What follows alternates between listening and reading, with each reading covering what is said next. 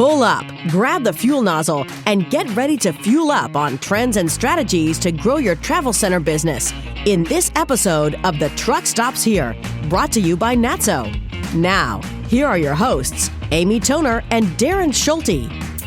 Hello, and welcome to today's episode of the Truck Stops Here. I'm your host, Amy Toner, and I have my co-host, Mr. Darren Schulte. Hey, Darren. Hi, Amy. How are you today? Good. You guys are listening to the Truck Stops Here, NATSO's podcast. NATSO is the National Trade Association for Truck Stops, and our mission is to advance the success of truck stops and travel centers. And this podcast is just one of the many ways that we do that. We also have Ginger Laidlaw with us. She is a vice president or the vice president of the NATSO's Alternative Fuels Council. Hi, Ginger. Hi, Amy. Thanks for having me today. Yeah, absolutely. So we're doing something a little different than normal. We're going to talk about the ACT Expo, which you guys both attended in the spring. And I know you both came back like brimming with excitement about all the things that you saw and you heard. And we thought we just have sort of a conversation about it and hear what you saw. So let's talk about the show floor first. I know it was full of trucking equipment. Tell me what you guys saw that you thought was exciting. Sure. So the trade show floor was kind of split up by fuel type. Mm-hmm. So there was hydrogen and there was EV, and I think some renewable propane was there as well. CNG. Mm-hmm. There's also autonomous trucks, a lot of OEMs, a lot of big announcements of new technologies were being done almost every day at the Expo. And of course, on the floor, as you can imagine, all of what we would call the really cool looking vehicles were, whether they were practical or realistic or coming today or coming in 85 years, that was stuff that everyone was obviously paying a great deal attention to. They had this one particular vehicle that looked like something out of a movie from, back in the 80s from Arnold Schwarzenegger, like a Total Recall vehicle. And there was quite a bit of that. But there was also some very, very practical stuff. Again, not so sure whether that made all the press because, the practical stuff, the things that are really going to be happening in the, in the very short term often aren't as cool or exciting as some of the other stuff. They don't often draw as much attention, but there's definitely some things happening in that space for sure. I know, Darren, you came back with all these notes. I don't think I've seen you so excited about attending a conference in recent years, at least. What was the session where you felt like you took the most notes that was like the most impactful for your brain? Sure. That is true. There was a couple things that I found really, really interesting that I took notes on. And again, this is just my opinion related to some of the things I witnessed. Like one of the things I found very, very interesting in the sessions is how the audience itself, if it didn't like the message, it was really, really apparent. And I found that, when I normally go to conventions, I've never ran into that ever. Yeah. People, there's also a few people that may say, but it was really, really interesting to, see people's faces and how they were responding to some of the information if it didn't match the narrative they were looking for. There were some situations, like folks were talking about, the practicality of EV. Yes, we all know it's coming eventually, but will it be practical in large vehicles? And you have, both sides of that story and so forth. But I did find that fascinating how if you were like really, really, really pro green, pro EV, you didn't want to hear any type of story that, hey, this may not be the answer. Maybe hydrogen is the answer, or maybe this isn't as practical, or the costs actually don't match what people say it is. And this is going to be more costly. You're going to have more downtime and so forth. So that was one thing that really struck me as part of the convention that I had never seen in, 20, 30 years going to conventions, so many folks. There were a couple sessions where people literally got up and walked out because they were frustrated on what was being said. It just didn't match their narrative. One of the things I thought for our members in particularly, though, that really struck a chord with me that we need to pay attention to, and that is these partnerships with manufacturers or companies like Penske, creating a partnership with a dealer network, for example, to create a hydrogen charging network. I think that's just really important for our members to pay close attention to.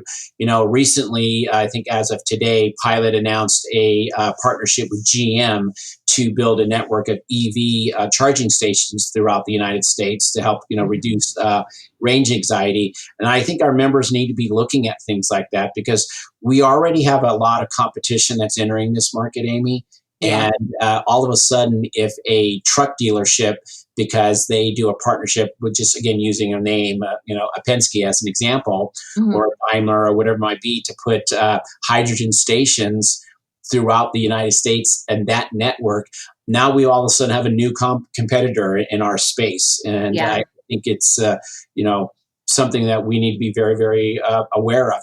I think our industry needs to be reaching out to these organizations that are looking at putting in these hydrogen and alternative fuel stations and being at the forefront of that and talking to them, saying, "Hey, we already have the space. We're already here. We want to, be part of it." We just did that survey of NATSO members as I'm working on the education for the show, and that was actually the number one thing they wanted to hear about is the changing nature of the customers, which I thought was interesting. Because I know those would be my two big takeaways, and with that, I'm sure Ginger's got some comments as well. What I didn't see in the audience was very many Truckstop or Truckstop plazas being represented in the audience, which I think, as Darren was alluding to, that we really need our members to be an integral part of getting these partnerships with different fleets. Maybe it's even a municipal fleet. I think it doesn't have to be a national fleet. It could be a local fleet, that's looking at, with all these grants that are coming out for EV and for hydrogen. The hydrogen hubs is also another one that's coming out nationally. These are big opportunities, and I think it's really important time to get these partnerships and these relationships going. I think that's a really wonderful comment about both, one, that the underrepresentation in events like this for our members, and because it's education. It's not like you're going to buy anything, but it's educational, and you understand the trends that are coming down. And then the second point is, you're right, you don't have to go after fleets, the municipal business, right? So again, you may have 12 dump trucks that fuel with you today, that you're not thinking about, that they could be hydrogen, whenever that comes down the road, right? And especially with all the grants as you're referencing. So you could find yourself, again, the local dump truck company decides to put a hydrogen station, can take advantage of those grants and everything and their property. And all of a sudden now that customer that was your customer is now no longer your customer. So I think you're spot on with that, Ginger. Right. And they might not even be thinking about the truck stop in town, right? So I just feel like it's time to reach out to all those companies that are in your region, your area, and just touch base with them and see what they're thinking about their fuel. Again, I just think you're always spot on with your analysis and your trends, Ginger, and I'm not just saying that to make you feel good, because what you said now reminds me of when I got in the industry 30 years ago. It was not uncommon in our industry, especially in the smaller communities, for the police department to fuel up at your truck stop, for the fire department to fuel up at your truck stop, for the buses that used to go and pick up the kids, the school buses to fill up at your truck stop. That wasn't an uncommon thing, at least in my experience. So it's the same thing, that you may not be thinking of that particular type of customer today, but it very well could become your customer again if you're communicating with your local community and so forth. Right. I always think about that one board meeting when our chairman said, our members want to know what to have at the right time. Was there anything that you felt like rose to that level? Hydrogen, EV. CNG. Well, I think for me, like if I was a California operator, since this was ACT, if I was a California operator, and if I was building a new location, for me, I would be really thinking long and hard about how your store is laid out, to accommodate an EV customer. Again, I think if you're not thinking about that and you're in the expansion mode, I think you're making a terrible decision. So if you're just going to plop a whole bunch of EV chargers, on your property today, that may or may not be beneficial for you, right? So if the only space you have on your current property is put EV, 300 yards away from your building or 100 yards away from your building, that might not be a particular customer that, comes to, shops with you. So are you thinking about where this where is this going to be located, whether it be hydrogen or EV? How are you going to speak to that customer in terms of, show him or her the features of your benefit of your products and so forth, of your business?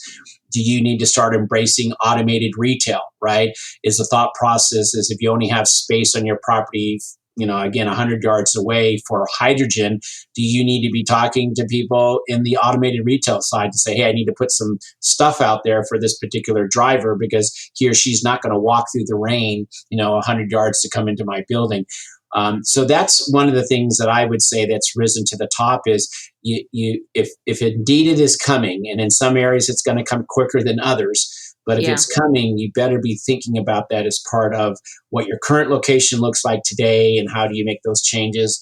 And more importantly, if you're in the expansion, which so many of our members are, not just the chains, not just the regional players, we have a lot of independents that are building locations. I think that has to be in the forefront of your thought processes. Yeah, absolutely. That survey that I was just talking about, we did a survey for the show. One of the questions was, what are you looking to invest in the next 18 months? And a lot of them said they're building. Yeah, a shocking number. It is incredible the number of our single store operators that are looking to build multiple, not just one, but multiple more locations. And what really strikes me as very interesting is there is acquisition, building or taking over an older business, but the vast majority of them are looking to build new, which was really, really shocking. I in my 10 years plus now with NATSO, I've never seen so many of our independent members looking to grow their business. And there's a significant number that are doing that. What trend did you think was the most eye-opening, Ginger? Well, I kind of to piggyback off of your question to Darren. Yep.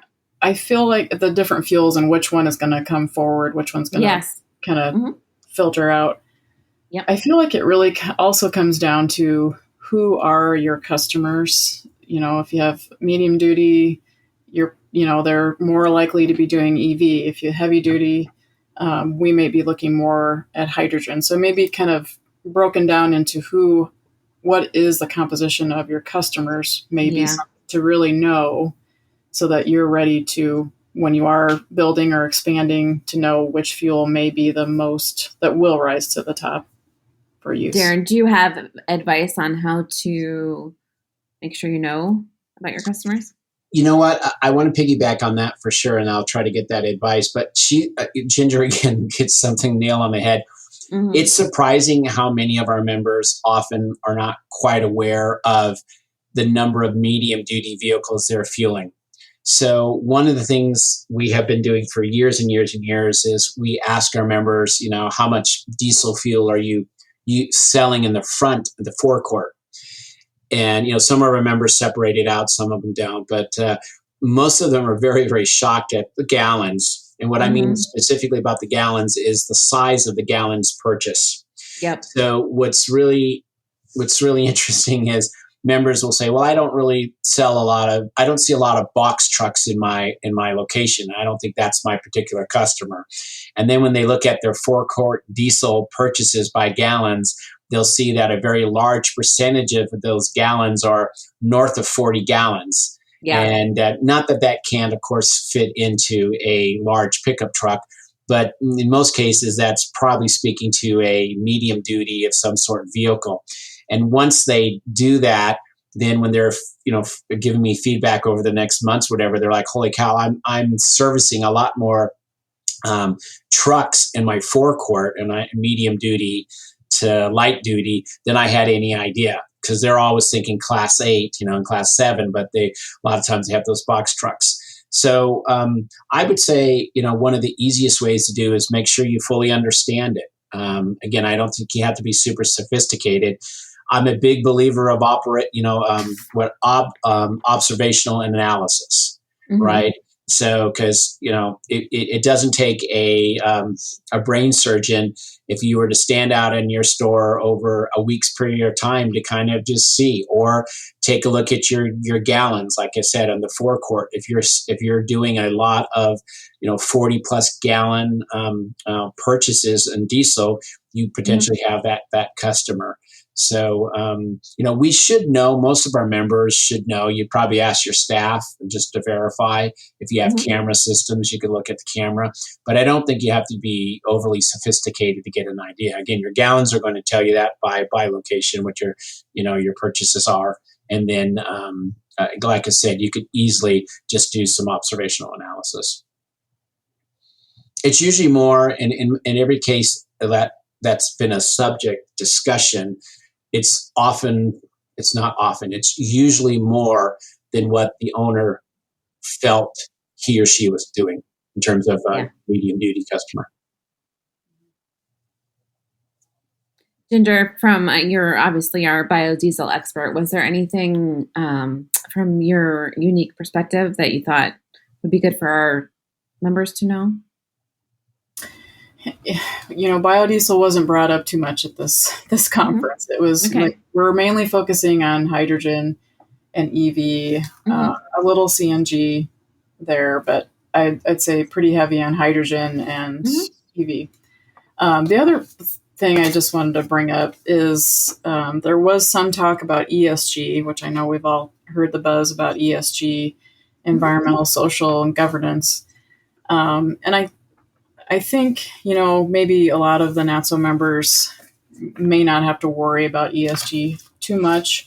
But what we might need to keep our eyes peeled on is there's different parts to an ESG, different scopes. And with scope 3, that portion is kind of focused in on whether, larger companies, we'll say Penske again, keeping track of what type of fuel that they're using, how many gallons. I mean, they can use calculations to figure out how much CO2 they've displaced. They may be reaching out to the truck stops that they normally fuel up at and ask or figure out how much bio percentage do you have in your fuel, and they may be using that information. So just kind of a reminder that we might still be in the ESG where we might really need to be keeping track of that information, knowing and be able to provide that information to those larger fleets that might be looking for that information. Ginger, I think that's a fantastic statement.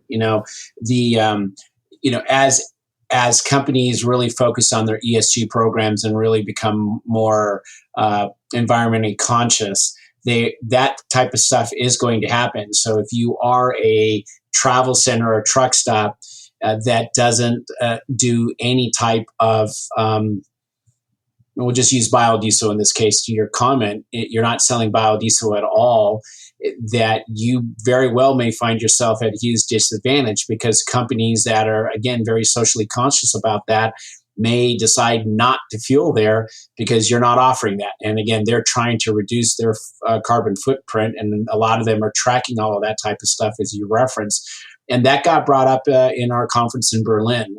It got brought up as, organizations, even yourself as an operator, whether you're a single store operator or multi-store operator, you need to be thinking about that type of stuff. And again, you may not yourself be impacted by ESG as a travel center operator, but your customers very well may be, and that could eventually then impact you. So that's a great statement.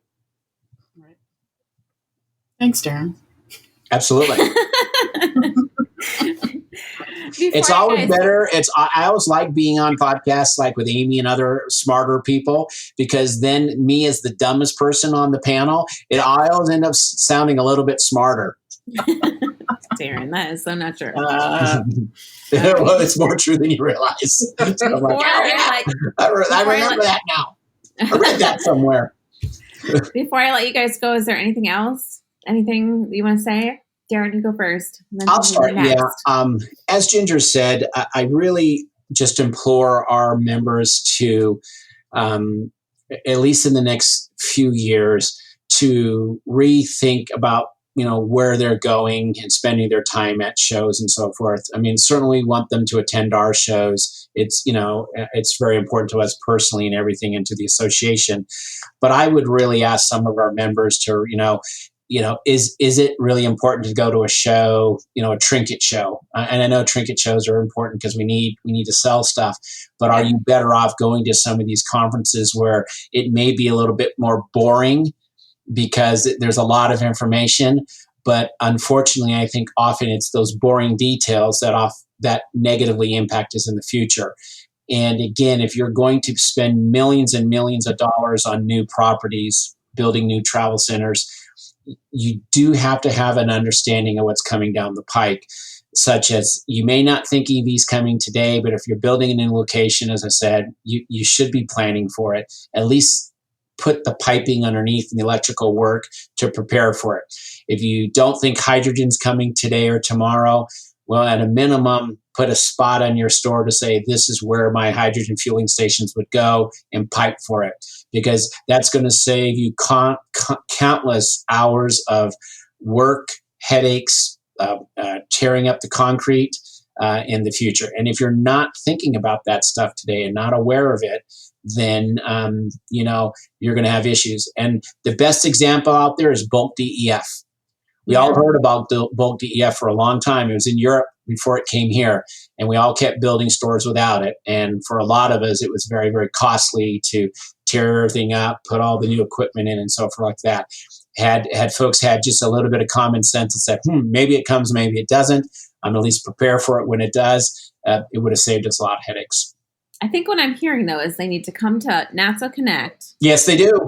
March 8th through the 10th. Not boring, informative, and fun, but also reach out to Darren to see where else they should be.